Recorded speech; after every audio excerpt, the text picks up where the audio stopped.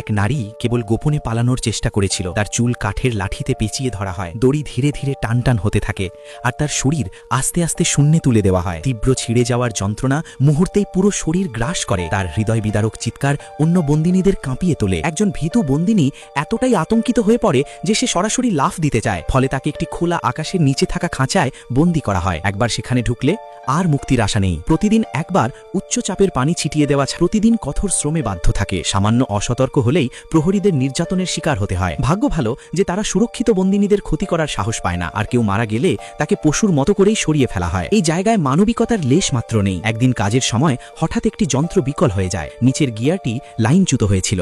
কারা প্রধান এতে প্রচণ্ড ক্ষিপ্ত হয়ে ওঠে। পেশাদার কিনা তা একেবারেই না ভেবে সঙ্গে সঙ্গে কোকড়ানো চুলের এক মেয়েকে নিচে নামিয়ে পরীক্ষা করতে বলে। সে গিয়ারটি ঠিক করার সঙ্গে সঙ্গেই উপরের দিকের আরেকটি গিয়ার হঠাৎ খুলে পড়ে যায়। সবাই মিলে যখন সেটি সরানো হয়, ততক্ষণে সেই মেয়েটি পিষ্ট হয়ে মাংসপিণ্ডে পরিণত হয়েছে।